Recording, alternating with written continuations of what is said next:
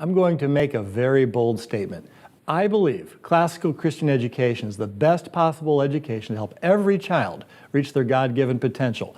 Classical Christian education takes advantage of a child's God-given development using age-specific learning in kindergarten through 12th grade. It is time-tested in method and content, Christ-centered, academically rigorous, fun, and nurturing. In the next 20 minutes, we hope to convince you to look further into this educational model for your children, that we might together see a new generation lead and engage our culture to the glory of our Lord Jesus Christ. What do Homer, Latin, and the Trojan War have to do with cloud computing, genetic engineering, and robotics? Or pastors, parents, and politicians for that matter? More than you might imagine. Come join us as we discover classical Christian education, a new old way to raise a generation of leaders and followers who have the depth and wisdom to live and work effectively for God's kingdom.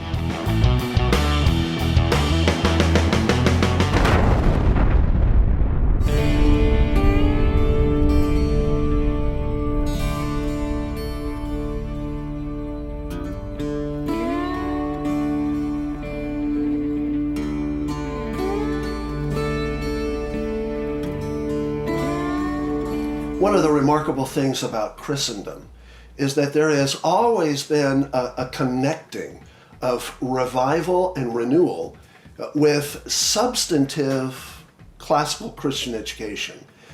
It's no mistake whatsoever that when Charlemagne began to imagine at the beginning of the 9th century a future for the Frankish kingdom, even the development of something like a Holy Roman Empire, he knew that in order for that vision to be sustainable, there would have to be centers of learning. And so this illiterate Frankish warlord established what would become the foundations of Christian universities, scholastic institutions.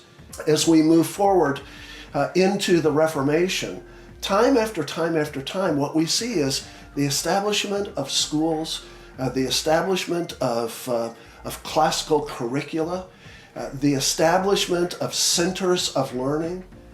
Every single time there has been a great renewal, a wondrous flowering of art and music and literature and ideas.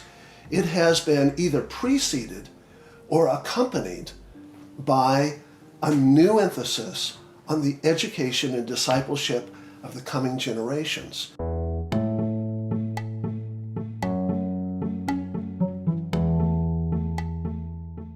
Hi, I'm Marlon Detweiler. I have 4 sons. We were challenged to consider the idea of classical Christian education when our oldest son was in 1st grade. At that time, R.C. Sproul recommended we read a book called Recovering the Lost Tools of Learning. In it, we learned about this wonderful idea that was always there in the back of our mind about how education could be better. And when we saw it, we said, that's what we want for our kids. I belonged to the Conservative Book Club, and they featured one month a book called The Turning Point by Marvin Olasky and Herbert Schlossberg. And I'd read Schlossberg's Idols for Destruction, which is a great book, and it was very clear that this Turning Point book was the first in a series of biblical worldview books. I thought I would love to write the book on education. They were going to be applying scriptural biblical worldview principles to everything, literature and movies and foreign policy and so on, and I wanted to do the one on education. So I called up the editor of the series, Marvin Olasky, and he was kind enough to talk to me, and I was going to Florida for a conference and arranged to stop in Austin, where Marvin lived, on the way back, and we talked about the possibility of me doing the project. He wound up coming up to Idaho to see Logos School. Logos School had been in operation about 10 years at that point. And after they visited, I was given the contract to write that book. So basically, that's the long and short of it. We had built the school on Dorothy Sayers' principles, and when I had the opportunity to write the book, we were enabled to tell the story. So what do we mean by the term classical Christian education? Are we calling for a revival of togas and gladiators? Not exactly. Classical Christian education is an approach to learning based on a teaching model known as the TRIVIUM, which consists of 3 parts: grammar, logic, and rhetoric. For now, before we define these terms, we need to know that classical Christian education is an educational approach that relies on teaching children the way God has made everyone to learn. It strives to fully integrate a Christian worldview into all subjects and in a way that works with a child's natural development. Our founding fathers would have thought such an approach rather ordinary, but today it sounds alien. How did we get to this point? It began with Horace Mann. Horace Mann was, when you go back to look at the beginning of the 19th century, there's a transition that takes place in the control of education. In the colonial period, you had mandated education. The fathers of that particular period said, look, we need to have the young people go to school. This needs to be mandated education, compulsory education. And so the people of Massachusetts were pretty much in tune with compulsory education, but it was at the local level. And at the same time that this was at the local level, you also found that it was particularly Christian education. So you had local control, Christian education, but governed by the civil sphere. And it was through Mann and through the governor of that particular time that saw the way to transform that particular culture was to control education, make it monolithic, take it out of the hands of the local communities and put it in the hands of the state. And they started a board of education where Horace Mann was the Secretary of Education. Another person important in our understanding of the history of education in America was John Dewey. He came to prominence in the late 19th century and is credited with being the founder of pragmatism, the only school of philosophy birthed in America. He recognized that the individual student was key in education, but with the emphasis being on making them a good citizen, and education became more geared toward getting a job rather than learning for its own sake. John Dewey comes along in 1859, which is rather interesting because it's the same year that Darwin's On the Origin of Species is published. And of course, Dewey didn't have anything to do with that then, but later on, of course, Darwinism becomes very impactful when it comes to public education. He liked everything about Christianity, very much like Horace Mann liked everything about Christianity, except the idea that there is a sovereign God and we are sinners. And he believed, like Horace Mann, if you give more power to the state, you let the state develop the curriculum, get rid of any sectarian bias in all of this, that you can create a new community. In fact, this is a phrase that occurs over and over and over again in Dewey's writings, this idea of a new community, a democracy of education. Putting power in the hands of the state in order to create this unified new community, which he actually called a new faith. Unfortunately, however, of course, the schools became more and more secular as Christianity began to be driven out, mostly because of Darwin. Darwin comes along in 1859. Pretty soon the curriculum is Darwinian from top to bottom. There are remnants of Christianity within the curriculum, 62, 63. Those are eliminated, with prayer and Bible reading being taken out.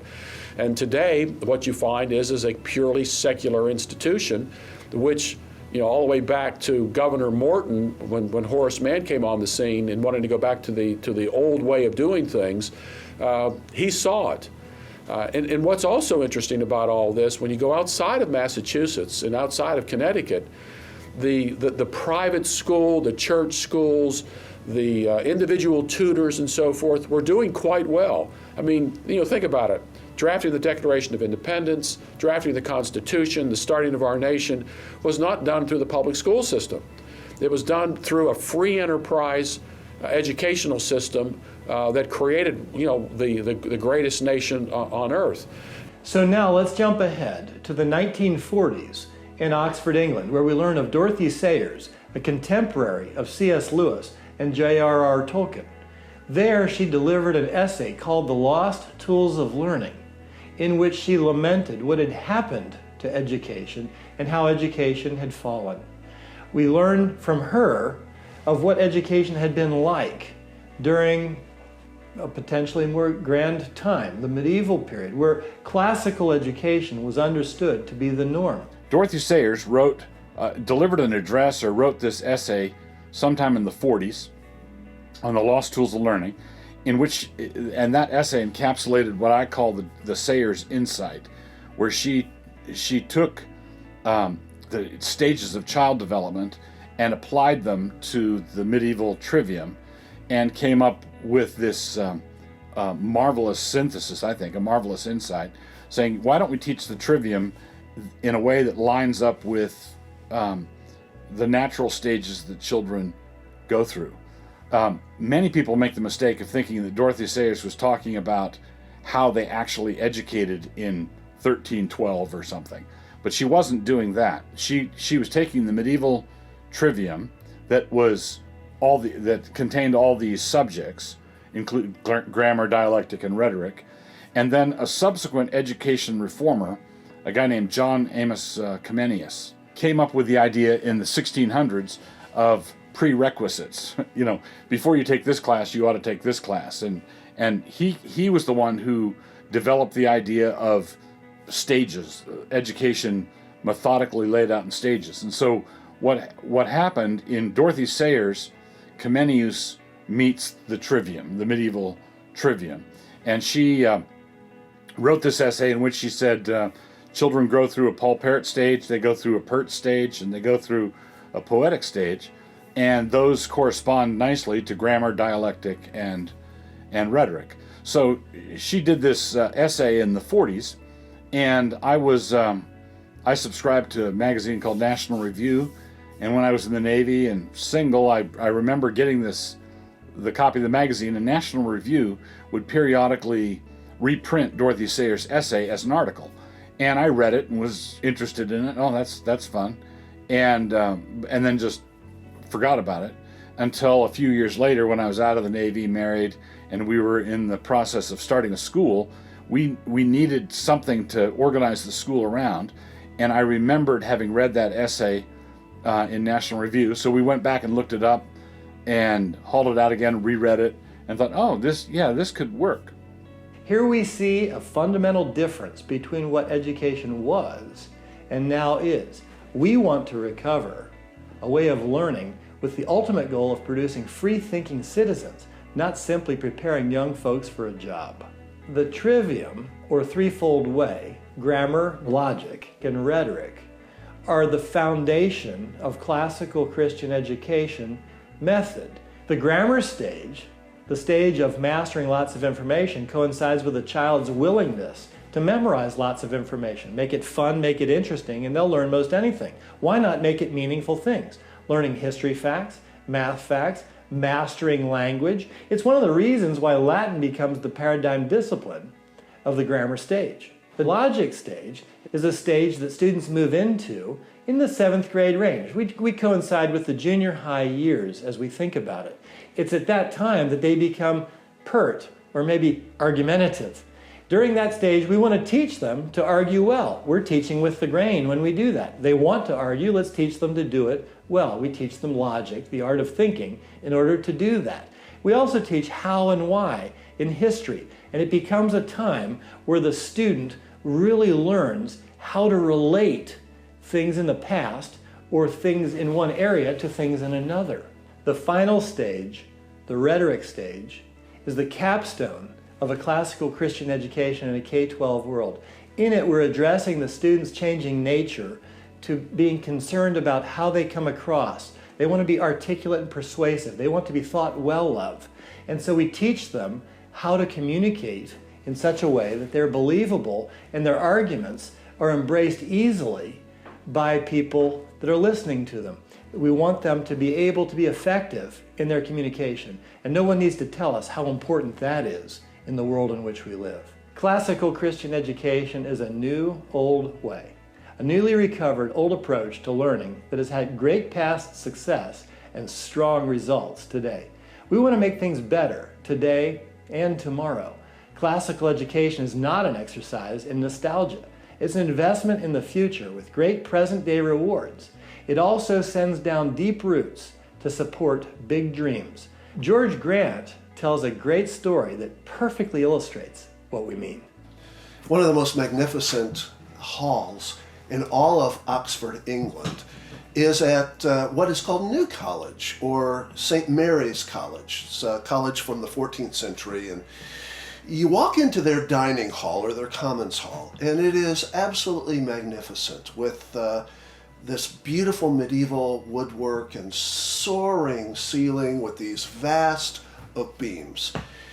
And but the story behind those oak beams is really one of the most remarkable stories of foresight and planning that I've ever heard. In the 14th century, the building was built and the beams were carved. But by the 1950s, it was evident that dry rot had begun to set in. And so the college trustees began to cast about to find a way to replace the beams. So they put out to lumber contractors all throughout Great Britain first, and then later to the continent of Europe. But beams of sufficient quality and size could not be found. So they began to put out bids all across the world, throughout Asia and the Americas, and still no beams of sufficient quality or quantity could be secured. And so the trustees began to consider the inconceivable, and that was that they would have to go to some sort of a laminated beam. But it was at about that time that, according to some stories, a janitor, or still other stories, a student intern, came across the old plans for the college. But when the scroll was unrolled and the parchment was examined, what the trustees discovered was an astonishing plan. Back in the 14th century, the designers of this beautiful, beautiful college knew that one day the beams would have to be replaced. And so they had the foresight to prepare for that eventuality. Oak trees had been planted along the edge of the college. The story is told that when the trustees were meeting, they had the parchment spread out, and as it was being explained to them, they simply lifted their eyes to the window and looked out at this vast array of magnificent oak trees. The designers of that college had planned 500 years ahead. We who have difficulty planning even 5 years ahead have a very hard time imagining how you could think that far ahead. But the reality is that they weren't just thinking about the beams. They had thought through the plantings and the gardens of the entire college. They believed in planning for the future, laying strong foundations and creating the resources necessary for generations ahead. That kind of vision is unique to a Christian worldview. Alas, it's the kind of vision that has largely been lost in modern Christendom, but it's a vision that I trust we can begin to recover, which is precisely why classical Christian education is so vital. It really is the planting of oak trees long, long before they are needed. It's recognizing in the acorns of this moment's opportunity the future beams to support the glories of the unfolding of Christian civilization. Thank you for spending time with us, reflecting on the history and promise of classical Christian education. I hope that you will see its great potential in raising a new generation of faithful, intelligent followers of Christ. We need not despair amidst the smoldering ruins of our current educational system. Rising from those ashes is a new, old way to educate our children. Classical education draws on the riches of Western civilization and weaves together the hearts and minds of our children to the glory of God. It builds on their natural strengths as they develop, equipping them to achieve whatever they are led to do. I hope you'll consider classical education. Imagine what the world might look like if our children are raised to think Christianly about art, family, politics, literature, and history. business, and science. But don't stop there. Imagine what the world will look like if this continued to include your great-grandchildren. May the Lord find us faithful to live out our calling as we consider this new old way.